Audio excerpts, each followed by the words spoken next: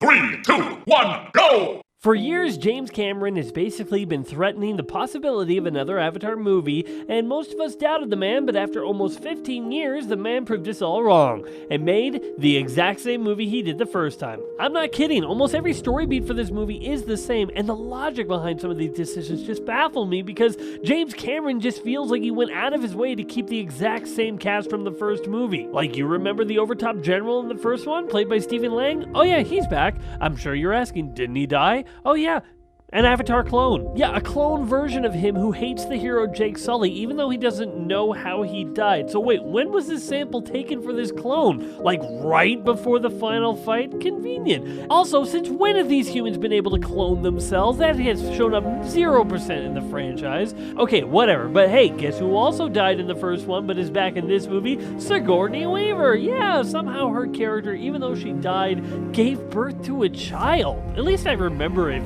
as her dying. Maybe she was put in a coma or something, but in any case, her character still somehow gives birth to a child, and then the Sully family adopts her into their family, and even though she is a teenage girl in this movie, she has the same voice of Sigourney Weaver, which I tell you is really distracting to have a voice of a full-grown woman coming out of the body of a teenager. Like, the CGI in her is amazing, and just when I feel like I'm really relating to the character, she's pulling me in, she speaks, and I'm like, oh, that is the voice of a 70-year-old woman. You know, it doesn't work. The biggest problem of the movie is in the way of the story repeating itself from the first one. Like in the first movie, Jake had to interact with his new culture and understand their ways and everything while the humans did evil things. In this movie, Jake and his family have to move to a different area with a bunch of different VT people and have to adjust to their culture and find out how their culture works while, the humans are basically still doing evil things. And I honestly think that is one of the biggest reasons why I can't get into the Avatar franchise. Like, I will say this, it has some of the best CGI characters animation in the biz. The worlds that they make look great and beautiful. No one can deny that. And while I did have some trouble at first telling who the brothers were, for example, they all kind of look the same, I eventually got to know the characters on their own just by looking at them. So even if the story's a little bit of the same, so what? It's still a spectacular movie, isn't it?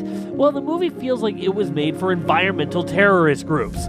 Yeah, the humans in this franchise are just evil. There's like 2 or 3 of them are not, and they barely get any screen time, except for the one who's like the son of the general, but he's basically feral and is basically a Naviti person. Like, I think of the movie Dawn of the Planet of the Apes, and how it gave so many different perspectives on the humans and the apes, and how some of them wanted peace and some of them were more scared and were more willing to act out in violence on both sides of the conflict, and that made it more interesting. Where this movie, the humans are just evil.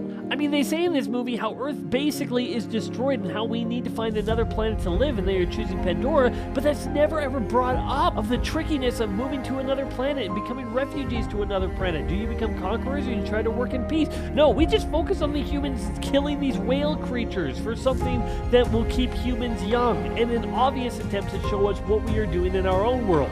Yeah, we get it, but they just make humans so over-the-top evil. Like, there was this moment that bugged me so much. Like, this one boat is getting under attack, and the main whaler guy is on there, but also a marine biologist. And the whale is attacking this boat, and the marine biologist is saying stuff like, oh, this is like shooting fish in a barrel now, or stuff like that. And I'm like, dude, you're on the same boat. If that whale kills him, he also kills you too. Be more frightened, act like an actual person or something. But no, the movie was more focused on the big bad humans getting what was coming to them and not on making any of them actual characters. They don't even have anyone actually try for a peaceful solution. It seems like we go straight to killing each other, and that's the only way. Still, I do have to hand it to the film for its animation and having some of the best CGI on film. So I think even though I personally feel like I'm against this movie quite a bit, I don't feel like it's actually the worst movie ever made. I'm going to be giving it a 5 out of 10. The story is average, but the visuals are amazing.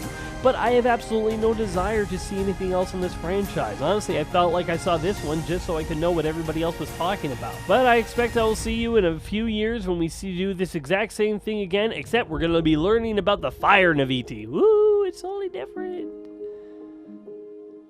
P.S.